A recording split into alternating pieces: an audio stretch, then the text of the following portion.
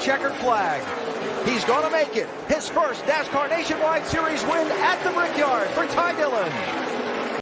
So yeah, as the intro, probably gives away. You're probably like, Mark, why in the hell are you wearing this, Bass Pro Ty Dillon Busch Series number 3 RCR hat and shirt when he hasn't been running full time in the Busch Series for at least 4 championships since 2015, 16, and 17? Well, I don't know if you heard the news. Well, first of all, we had a fantastic day. I mean, my work bestie Stephanie has helped me gain back my desire to go bowling. Considering she's made me a better bowler because but fortunately,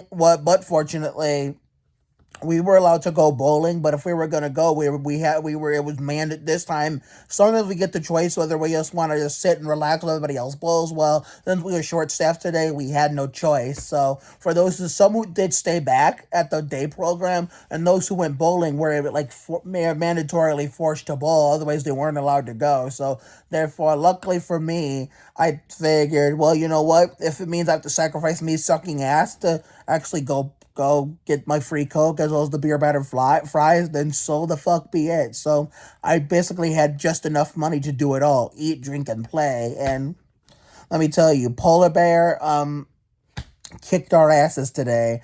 I mean, if it wasn't, King Ginsley, Ajonie Ginsley, I'm subscribed to him, link is in the description, if it wasn't going to be him, which obviously he wasn't in his usual form because he said he hadn't played in 2 years, but if it wasn't going to be him, it was going to be Aaron Krafchick, who we nicknamed Polar Bear. As soon he got a turkey, 3 strikes in a row. As soon as he hit the first 2 of 3, I knew the game was over and that he had it unlocked. So my work bestie and I, Stephanie Bastock, and I were fighting for it. Like, we're in a battle for second place points, and she got the upper hand, which obviously backfired in her favor because she intentionally fucked it up like Fabricio Alberto to let me get the second place points, but she ended up getting it instead. So therefore, it didn't work either way. So therefore, considering I was good at bowling as a kid, and then after the whole, bowling master from Triad, Colin, overtook me when I was actually winning the very last time I was passionate about it, I rage quit bowling because I just kept sucking and or losing, let alone both.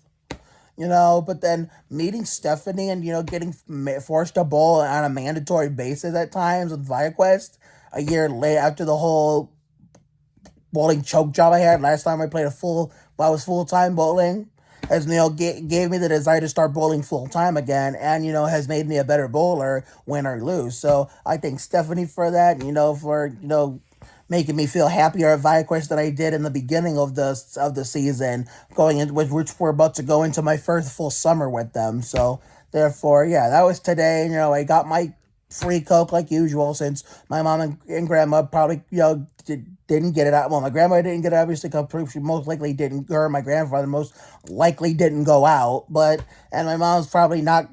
Probably going to be exhausted from work, so that's why I do it on my own, just like how I find my own rights to my friends' basketball games whenever my mom can, and the fact that, my grandparents are not young anymore to the point where they like to sit and rest now, to the point where they can't be driving me places that are very, very far like they used to when they were younger, when they were on Sandhurst, and even the years I was on Sandhurst after my mom bought it off them. So therefore, or even the early years of this life phase, the pre-COVID part of this life phase, But yeah, so therefore I just wanted to recap on the day. Now to the topic of the intro and this wardrobe. Yes, Ty Dillon finally has a full-time sponsor. It's a lawnmower company. I think it's called Ferris or some shit like that.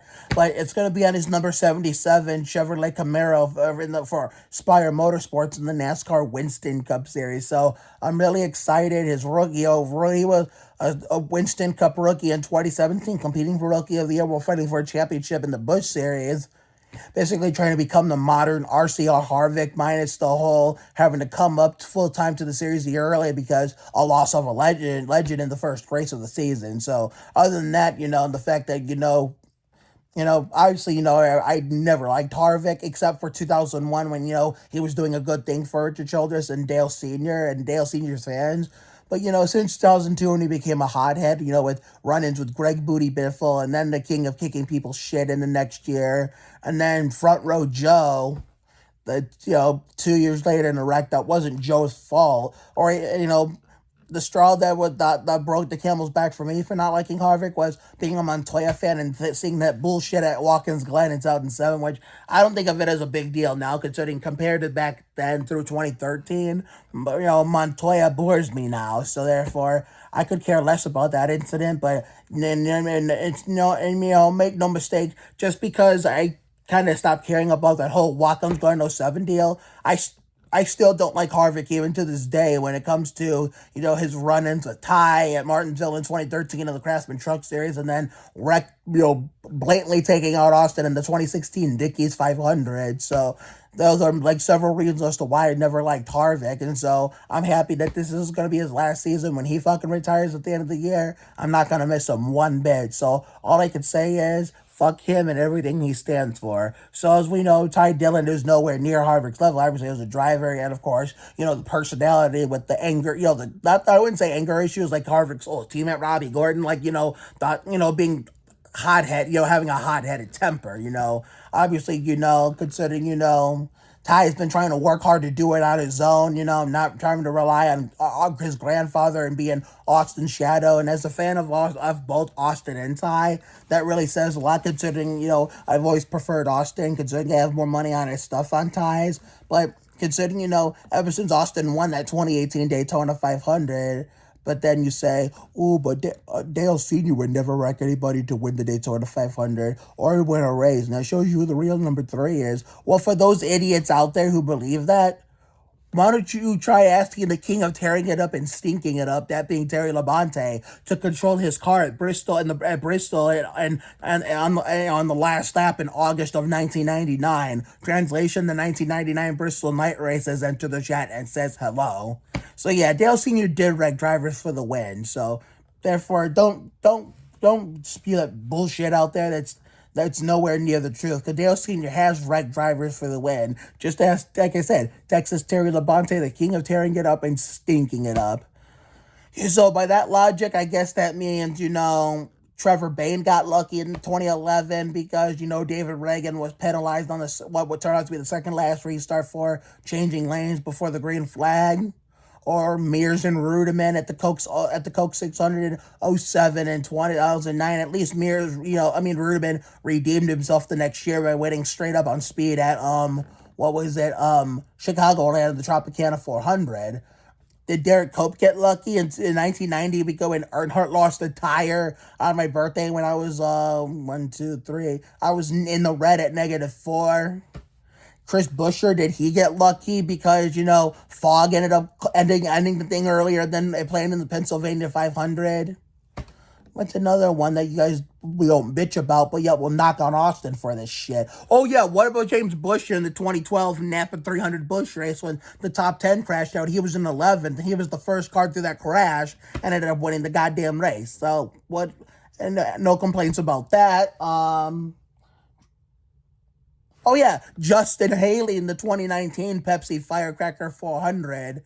So therefore, you want to complain about Austin's wins, and almost all his 4 wins, particularly Coke 600 2017, 2018 Daytona 500, and last year's Pepsi Firecracker 400 that have the same energy I just mentioned without those other lucky wins I mentioned. I'm just saying is, make it make sense, you closed-minded, double-standard idiot NASCAR fans who, you had nothing but, hate the guy, but praise everybody else, so...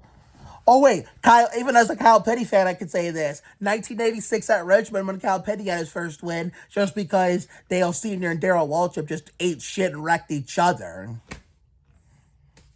Yeah, sometimes NASCAR fans don't make sense. So, it's like when an underdog, I'm just saying, whenever an underdog wins a race nowadays, unlike in the Winston Cup era, or let's just say not just Winston Cup, but even Nextel Cup and Sprint Cup, pre-playoff playoff era of the chase.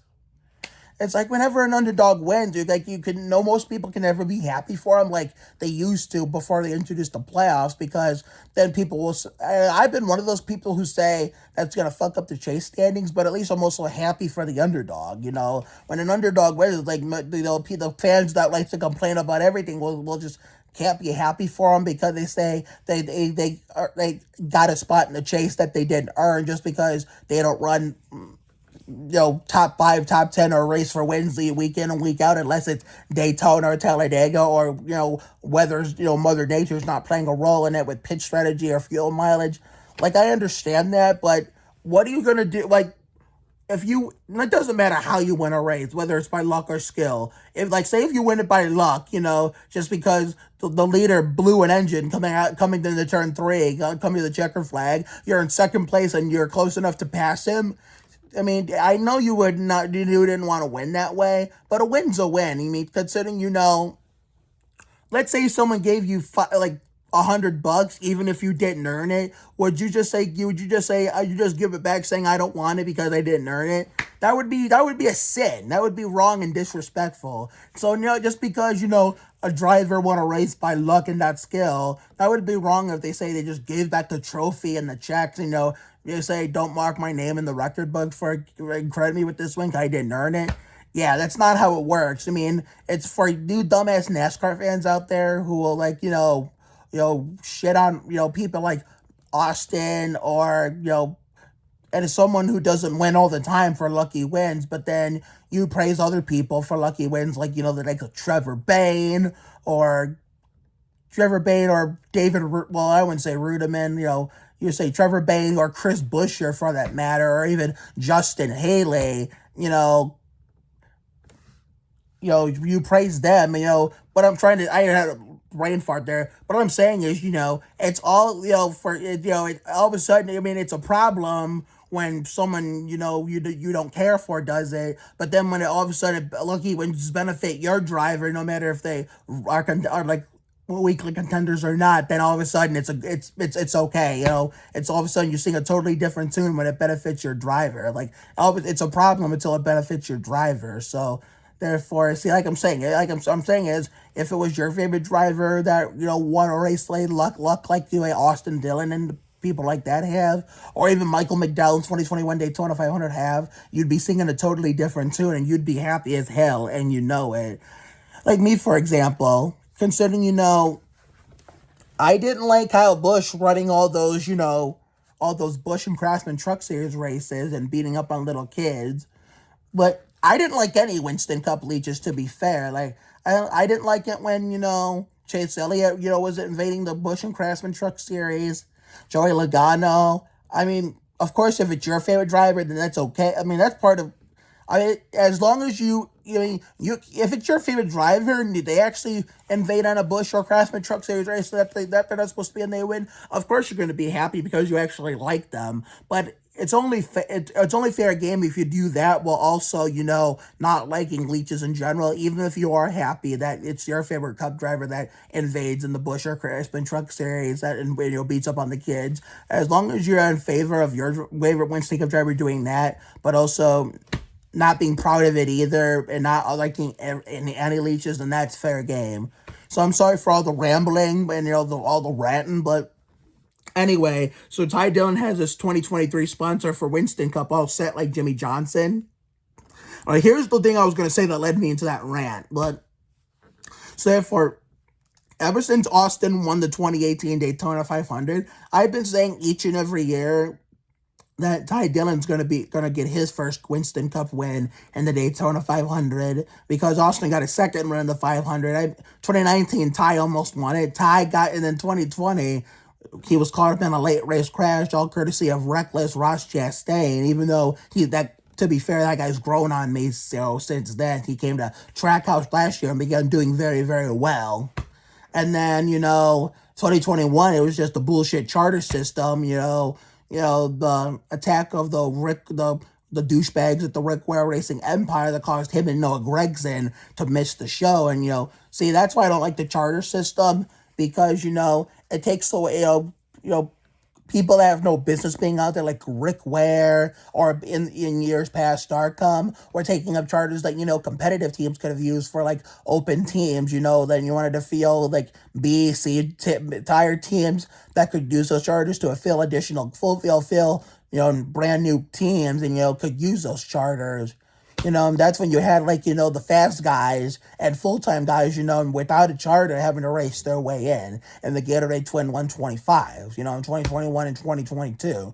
That's why I don't like nobody likes, I get it, it took away starting parks, which nobody liked, including myself, but what the things people tend to forget about, charter system limiting starting parks is we already had 43 cars in a field that were before, that were at least try to go the distance, run the whole race, even before start parks became a thing. We already had 43 competitive cars on the track before starting parks became a thing. So therefore, that's what some people forget. Like, you want starting parks again? Well, no, but at the same time, we already had 43 car competitive field where all 43 cars actually try to run the whole race before starting parks came. The starting parks did not become a thing until like 2009. So long before that, we already had 43 competitive cars on track trying to run their whole race unless they crashed or had mechanical problems. So that goes to show these dumb young generation fans who only grew up with the starting park era how old I am. So therefore, considering, the charter system is what caused Dillon to miss the 500 in 2021. 2022, he was just a non-factor. But 2023, I hope this is different. Austin has 4 wins, as we all know. Considering, I'll talk about Ty's return to the Busch Series RCR number 3 in a bit. But since 2017, 17, 18, 19, 2021, 22, 6 years, this will be Ty's 7th full-time year in Winston Cup competition. And that's how long I've been waiting for him to finally pull through and get that elusive first Winston Cup victory. Considering I don't watch full-time anymore, I just hope one of many races I skipped to find better stuff to do, is not one of the ones that Ty wins. I hope that whatever race I decide to watch on a part-time basis now that I'm older, I hope that, it's one of them where Ty gets his first win so I can record my reaction for all of you. So that way you can see me lose my voice more than when Austin won his 3rd race at the Samsung Radio Shack 500 at Texas, because I wasn't able to talk that whole night, but I wasn't doing YouTube at the time. I was taking a little bit of a break. So therefore, but when Ty finally wins his first race, I've waited that damn long, considering he's come close many times with Jermaine racing, but then when he finally pulls through, I'm probably not going to be able to, I'll probably have my voice will probably be gone for a whole week, for the Monday after he wins, all the way till Friday, and by the following week, it'll probably get it back. Oh my God. I remember how hoarse my voice was after Austin won that race. And we did Ricky Martin Ma's Freak of Nature dance to celebrate. And then when we were out in the neighborhood celebrating with the neighbors, socially distant, because this was still during the early stages of COVID, throwing it down like Johnny Benson. Once we got back home, we found out he passed post-race inspection, and we did a Nicky Hahn in my head dance on TikTok to celebrate passing inspection. I'll never forget that as long as I live, as long as I remain an Austin Dillon fan. Wow. Hopefully Austin can get a Southern 500 win, so that way he can win all the crown jewels. If they bring back the Brickyard 400 Oval in 2024 or something, maybe we can look to win that too, but we'll just have to wait and see. We don't know what Roger Penske is going to do with Indianapolis, but wow. So considering, maybe this year will be the year he breaks through and finally gets that first win. Maybe in the Daytona 500, he'd be in some pretty elite company, joining, Tiny Lund, Mario Andretti, Pete Hamilton, Derek Cope, Sterling Marlin, Michael Waltrip, Trevor Bayne, Mr. One-Hit Wonder, because after he won that Daytona 500 in 2011, he didn't do shit after that. The only reason why he even won that race, but it was because David Reagan, who had the car to win at the end, got penalized for a restart violation, changing lanes. But nobody ever, trashes Trevor Bayne the same way they trash Austin for winning his Daytona 500. Like I said in the rant, make it make sense. But, okay, let me do the counts again. Tiny Lund, Mario Andretti, Pete Hamilton, Derek Cope, Sterling Marlin, Michael Waltrip, It could have been Johnny Benson the year before if that for that late caution restart, which got him railroaded by train of Ford. So don't tell Ultimate 23 Drag. And then we had Trevor Bayne, Mr. One Hit Wonder. Okay, I'm trying to think who all won it. We got Drive On Trevor Bayne 2011. Oh yeah, Michael McDowell. I knew Michael McDowell was there at number 8, but I had to I knew Michael McDowell was one of them, but I was trying to remember if there was. Oh yeah, okay. Like I got there's 9 of them there, and if Ty were to win the Steers Daytona 500, it would make 10 people who got their first win of the Daytona 500. So therefore, Ty has a chance to join the elite company of Tiny Lund, Mario Andretti, Pete Hamilton, Derek Hope, Sterling Marlin, Michael Waltrip, Trevor Bayne, Michael McDowell, and Austin Cindric. Another driver I used to hate back in his early days because we used to call him Austin Spindrick, but then he really grew on me when he came to Penske to drive the ride Rusty Wallace made famous, and where Brad Keselowski vacated to go drive Mark Martin's old car. Then he made famous the 6 and become part owner. And, win his first race in NASCAR's most prestigious race as a rookie. So now we've seen it. You thought we've seen it all, right? You've seen a rookie win the Daytona 500, a crash under caution, Montoya and the jet dryer. So there's only one thing we haven't seen yet: a rookie win the championship in Winston Cup. That would be fucking awesome to see. But yeah, so if Ty or any driver who has not won a Winston Cup race before wins this year's Daytona 500, there'll be 10 drivers who got their first win in the Daytona 500, no matter if they're in their first year or their 5th year or whatever. Now for the... Wait. Okay, the Busch Series part. The number 3 RCR Busch Series ride is back. Yes, I hopefully I can get to tune into some races where I get to wear this and cheer him on to victory, considering Noah Gragson moved up to Winston Cup to drive for the Petties. And I would have made a video on, the whole Petty name change, but I was too disgusted with that, so I just let NASCAR YouTubers who were doing this, shindig longer than I have take care of that stuff, as I do every year now since 2022. So there for the first full year, I was like, not blown into it, but also, more invested into going outside in the summertime, even on Sundays, more than I did the year before. More I was invested in 2022 more than I was in 2021. But yeah, so it's a part-time schedule. I hope that car is just as fast when Ty's in it, as fast as it was when Jeffrey Earnhardt finished second in that car to Noah Gragson last year's Aaron's 312 at Talladega on Sofia Kucherek's birthday. Honest to God, I'm glad I went outside that day to enjoy weather. 80-degree day of those season, the 2 days in a row. But at the same time, I'm also kind of disappointed that I didn't choose to stay inside and watch that race and live stream like originally planned, because it would have been nice to see me ecstatic on the live, to see me go all crazy about Gregson's win, and see him win on Sofia Kucherek's birthday. Wow.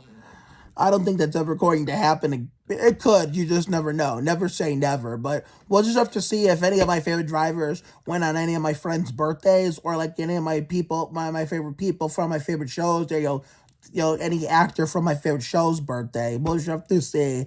But I look forward to, Ty's, Busch Series career, revival. Hopefully he can do way better with the family-owned team that he did with that extra Joe Gibbs racing that Ty Gibbs did better than him in 2021. So maybe Ty can, pull out some good finishes. I know he won't be racing for points because he's focusing on, getting his first Winston Cup win and trying to make his first career chase and with his first career win. But I wish Ty nothing but the best. Maybe we'll pick up a win, even if it doesn't count towards anything, because he's just doing it for fun, because his days racing for a Busch Series championship are long behind him. But I'm excited for this new season. Gregson's driving for the Petties. Let me see here. Ty, is got himself a new ride with Spire as Corey LaJoie as a teammate. He's coming back. He's reviving his Busch Series career. Haley Zegan is gonna join Thor Sport and hopefully find, more better, faster trucks and, become more of a contender than she was with David Gilliland, which changed the team name, but I'm still calling him David Gilliland Racing. I think I'm still saying Petty GMS or even Petty Enterprise, which took me a while to stop calling it Richard Petty Motorsports because fuck name changes everything they stand for. But there's a lot to look forward to, even as a part-time NASCAR fan these days, compared to as a kid and a teen on Lenore and Sanders. So have a good night tonight and a better day tomorrow. Life will give you a lot of lows, but when you hit a high, enjoy it. It ain't for the weak. Goddamn, pace yourself, bring your ass, be you. You have to try harder to do less. You can't deport a dream. Sometimes the worst things in life lead to the best things. Always bet on the side of love. You gotta check yourself before you wreck yourself. Sometimes you just gotta be present. You never fail until you stop trying. It never pays to worry too much about things. Never too late to turn the day around. Another day on time. Another day to shine. Sometimes you just gotta flock yourself. Trust your instincts. Stand up for yourself. Not back down to anyone. All for one. One for all. She love, act different. Take care of everyone. Good night. And don't forget, I know I haven't, put as many content of my favorite shows on my social media in a while because I've been really busy in life outside of TV. But don't make no mistake. Before summer ends, before summer season 3 of Fun in the Sun gets here for the summer of 2023, I do plan to finish it like normal, which means eventually we are going to come back to the shows. We are going to come back. I just got to figure out when, and, when we're going to have, a bunch of makeup dates to catch up on everything. When we, give all these reaction videos. As soon as I, can get away to get my, reaction videos uploaded to Instagram again, considering, they're being, the longer videos up to 15 minutes are being stupid on Instagram, not uploading at all. So I got to figure out what the fuck's going on with that. And then we'll get the wheels back on the track like nothing ever happened, like we never left. So therefore, A Million Little Things Season 5, the farewell season, is coming up next month. We got a show with Tyrell Jackson Williams from Lab Rats and Ryan Hansen from A Million Little Things on Stars coming up soon. So there's a lot to look forward to. And this coming summer, which will feel the Ultraviolet and Black Scorpion void, will be pretty freaking scary with Emma Shannon and Leah May Gold. So see you later, everyone. Go Ty. But wait, there's more. Oh, and one more thing. I would also like you to subscribe to Chidera Anya, who just rebooted her YouTube career, as she's like good friends with one of my real life best friends who's also my neighbor, Maya Helluva, and she uploads every single Wednesday, which is basically once a week. So Chidera, if you're watching this, I'm glad that not only Maya was nice enough to introduce me to you, but also give me the chance to know you, and I hope we get to meet in person really, really soon, whether it be here in my neighborhood at Maya's house or elsewhere in Ohio. Well, I don't care where it is. As long as we're able to meet here in person here in Ohio, I'm happy. Now we can say goodbye for real. See you all in the next video.